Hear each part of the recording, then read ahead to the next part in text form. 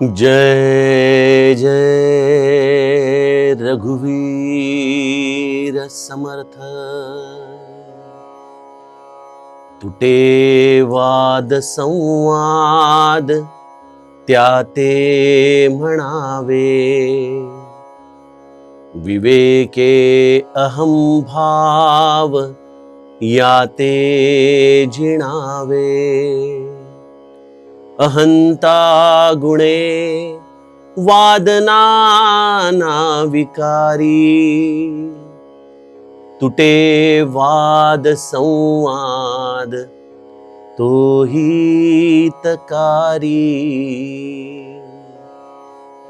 जय जय रघुवीर समर्थ।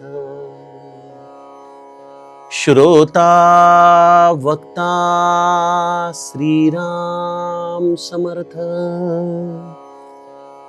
जय जय रघुवीर समर्थ। श्रीराम आपल्या सर्वांच्या हृदयस्थ बसणाऱ्या आत्मारामास साष्टांग प्रणिपात करून मनोबोध एक अंतरयात्रा हा श्री समर्थ रामदास स्वामी विरचित मनाच्या श्लोकांचा जो आपण अभ्यास करत आहोत, सज्जन हो, आज आपण त्यातील श्लोक क्रमांक 110 याचं चिंतन पाहणार आहोत। समर्थ आम्हाला गेल्या 2 श्लोकांपासून हे संवाद शास्त्र समजावून सांगत आहेत।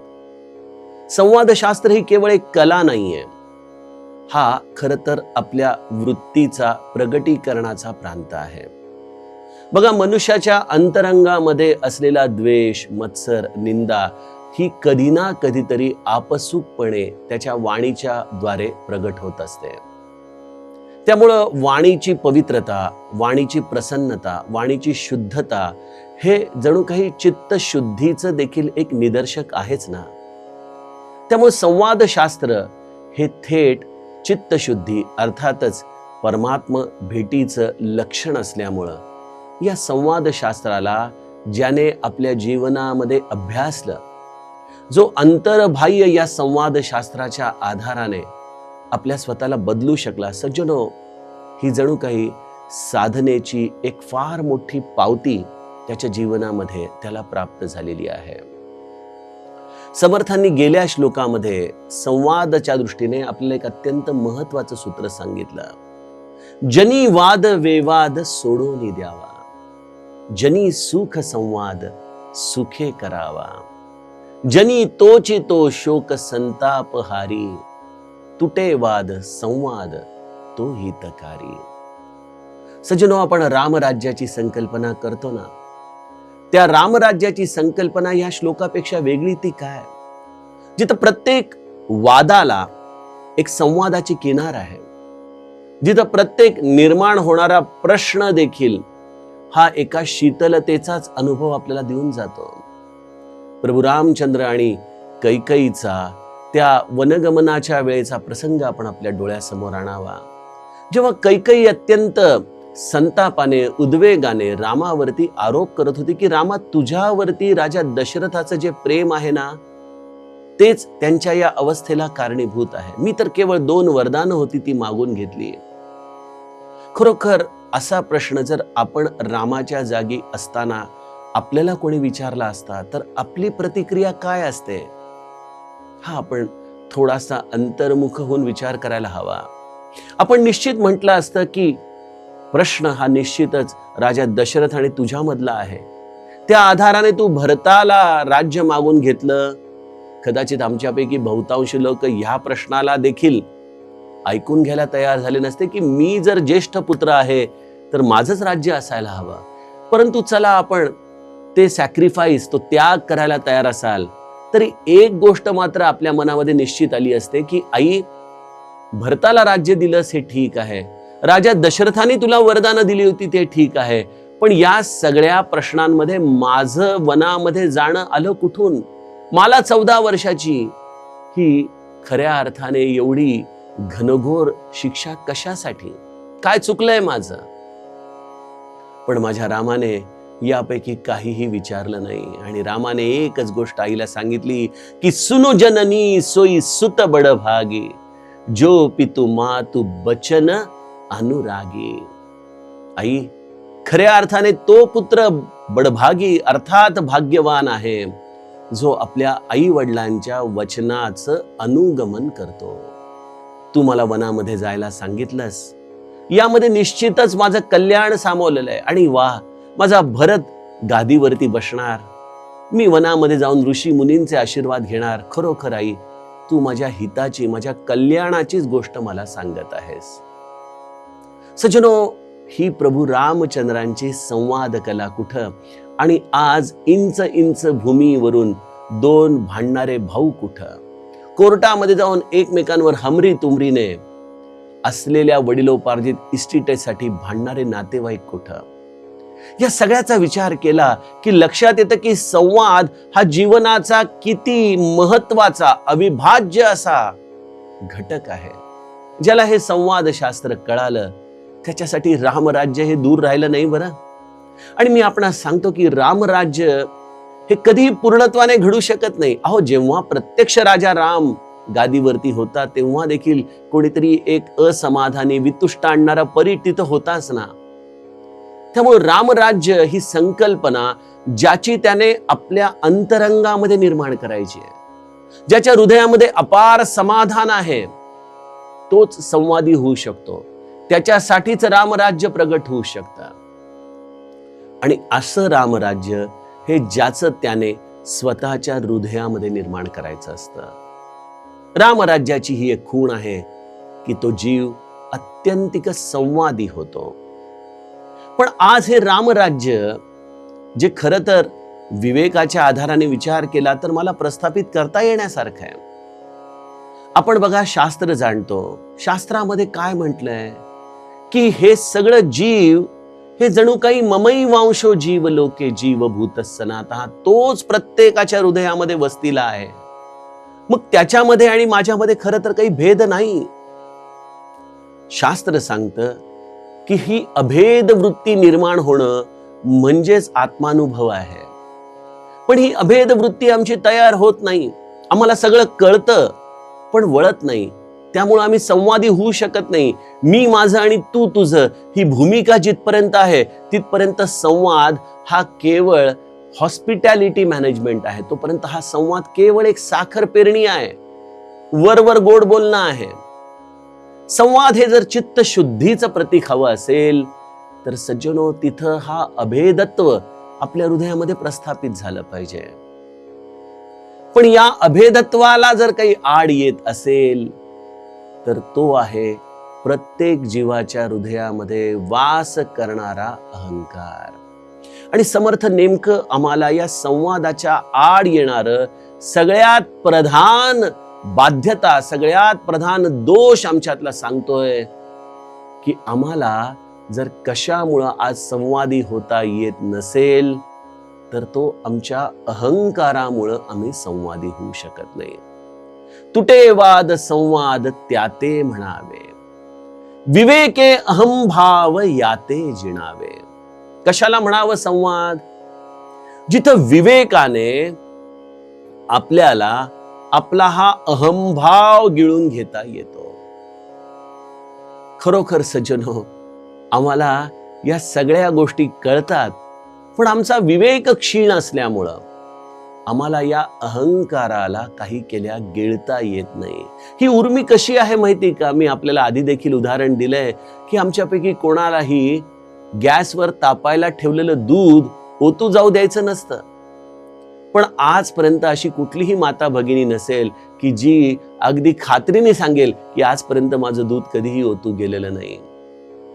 याचाच अर्थ अनावधानाने ती उर्मी अशी काही आमच्या आतमध्ये स्फुरण पावते आणि आम्ही लगेचच संवाद शास्त्र विसरून जातो, वितंडवाद घालायला लागतो. कारण तिथं आमचा अहंकार आमची ढाल बनून कसं ऐकत नाही, हा मी त्याला ऐकायला भाग पडेन, अरे माझंच बरोबर आहे, तुझं खोटं आहे, अशा पद्धतीने हमरी तुमरी वरती यायला भाग पाडत असतो. मग सज्जनो, आपण म्हणाल की संवादी मनुष्य हा कधीही आपला मुद्दा नेहमीच म्यान करून बसतो का? संवादी मनुष्याने कधी संघर्ष करायचाच नाही का? सज्जनो, श्री महाराजांच्या भाषेत सांगायला जावं तर हे जीवन आपण एखाद्या वकिलाप्रमाणे जगावं म्हणाले. श्री महाराज म्हणतात की वकील जसं आपल्या अशिलाची केस घेतो आणि कोर्टामध्ये तावातावाने आपल्या अशिलाची बाजू तो मांडतो, या उपर कोर्ट जो निर्णय देईल त्याचं त्याला जरी क्षणिक सुख दुःख असलं तरी त्याला माहिती आहे की आपण केस जिंकलो काय किंवा हरलो काय, आपल्याला तेवढीच फी मिळणार आहे. त्याप्रमाणे तो लगेच त्या केस पासून स्थितप्रज्ञ होतो. सज्जनो, संवादी होणं याचा अर्थ आपण आपल्या तत्वांना तिलांजली देणं नाहीये. बघा, एखादा वाद झाल्यानंतर मूळतः आपण आपली प्रतिक्रिया कशा पद्धतीने देतो याचा विचार आपण करावा. आपल्याला जरी समोरचा व्यक्ती कितीही अद्वा तद्वा बोलत असला तरी आपण शांतपणे परंतु अत्यंत निश्चयाने आपण आपलं मत मांडू शकतो का ह्याचा आपण विचार करावा. वेळ प्रसंगी त्याच्यावरती कदाचित आपल्याला वरच्या पट्टीमध्ये जाऊन बोलावंही लागत असेल, परंतु ज्या क्षणी हा वाद संपेल त्या क्षणी आपण पूर्ववत शांत होऊ शकतो का?